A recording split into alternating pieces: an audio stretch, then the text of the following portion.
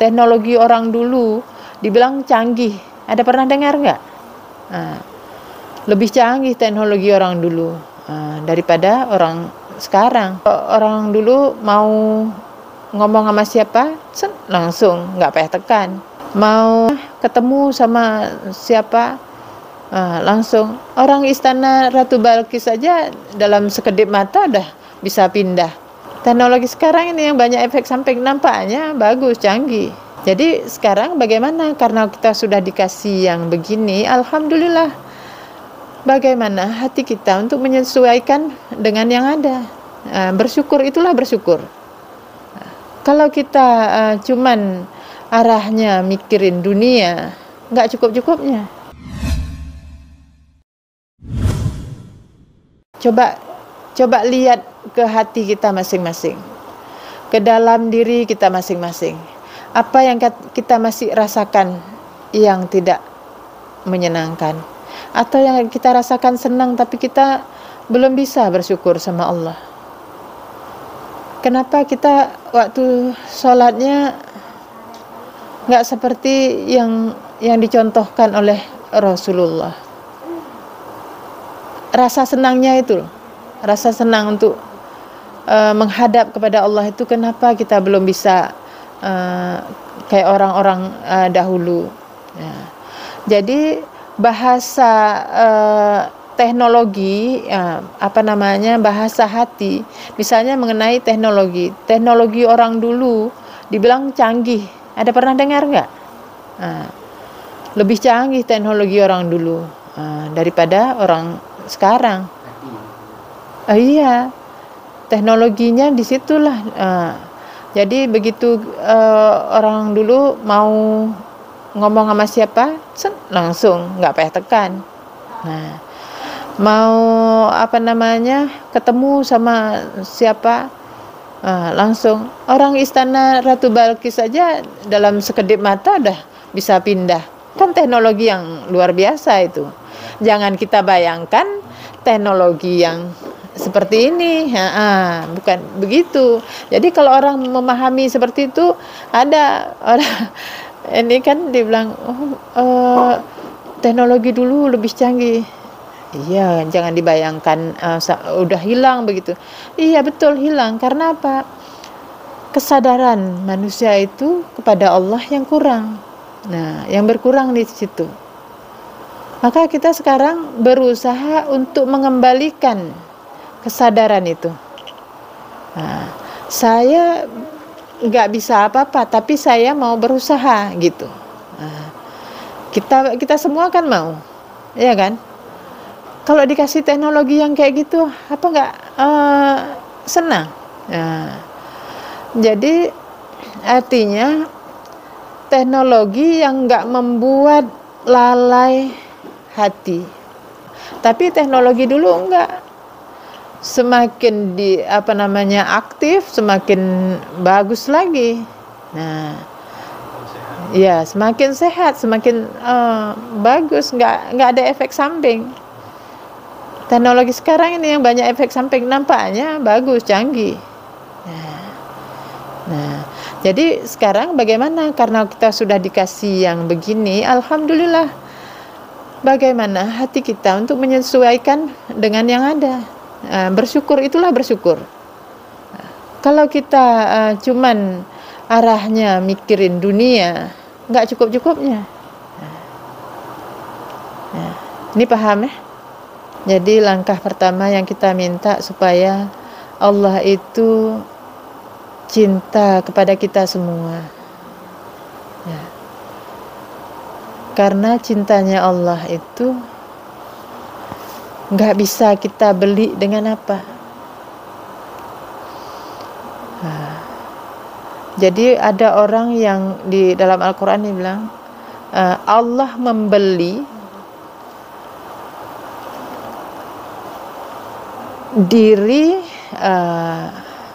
orang-orang yang beriman, harta diri, yang kira-kira bahasanya begitu, orang-orang yang beriman, dengan bahwa balasannya adalah jannah. Jadi untuk berjihad di jalan Allah dengan diri, dengan harta, itu balasannya adalah jannah. Allah membeli. Berarti kalau kita mau membeli itu, membeli cinta Allah itu, ya memang kita harus rela dulu, siapkan hati kita itu yang benar-benar kita kembali kepada Allah. Bisa enggak kita siapkan diri, ya Allah, kalau Engkau ambil malam ini, ya Allah, jadikan ya Allah dalam keadaan yang Engkau ridho, aku ridho, ya Allah. Ya Allah, kita minta seperti itu. Ini bukan berarti kita minta meninggal malam ini, bukan. Artinya kita siapkan diri. Nah, orang kalau dikatakan meninggal udah pikirannya, padahal yang kita bicarakan ini untuk pulang kampung, siap bawa bekalnya. Alhamdulillah. Jadi inilah memperbaiki hati dengan banyak duduk mengingat kepada Allah, zikir yang panjang-panjang. Kita belum mampu panjang, pendek dulu tapi yang senantiasa. Gak apa-apa, nanti kalau udah enak zikirnya, tambahkan lagi waktunya, semakin larut semakin nyaman, semakin enak. Nanti kalau sudah itu berkumpul sama orang soleh, sama senang membicarakan, mengingat kepada Allah. Jangan suka yang masalah dunia. Yang dunia perlu, tapi itu sekedar kita bisa untuk melanjutkan ibadah kita. Mudah-mudahan ini udah dekat dengan bulan puasa, ada timbul senang di hati untuk menyambut bulan puasa ini, bulan Ramadan, sehingga kita dekat dengan Al-Quran. Hati kita lebih bersih lagi dengan Al-Quran. Kalau kita masih ada rasa enggan, itu kita bersihkan dulu hati kita. Ada apa di dalam hati kita? Itu ada kotoran-kotoran apa yang menghalangi? Jadi karena kalau yang sebenarnya hati itu kan sudah sering saya bilang, dia hati itu satu.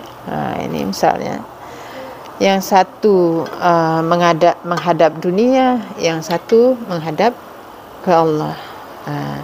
Jadi di antara itu, di sini ada tempat cahaya.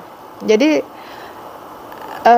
di mana kalau kita ada ini yang dari menghadap ke Allah ini perintah Allah semua lewat sini.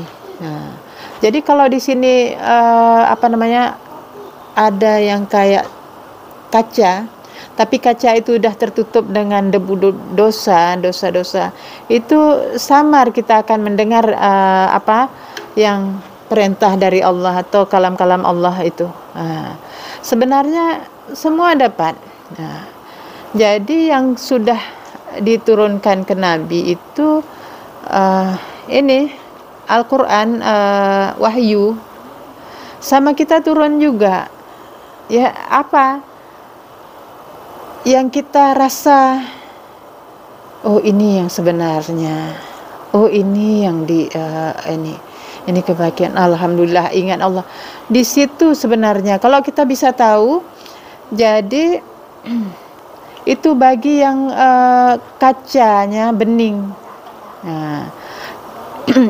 Jadi bisa mendengar sebenarnya dari diri kita sendiri, bukan dari orang lain, dari ruh kita sendiri, dari hati kita sendiri. Nah, sekarang tugas kita untuk bagaimana ini yang kotor-kotor ini supaya bersih. Nah, ini tugas kita sekarang. Mulai dengan tasbih, tahmid, tahlil, takbir, ya. Subhanallah walhamdulillah wala ilaha illallah, Allahu akbar.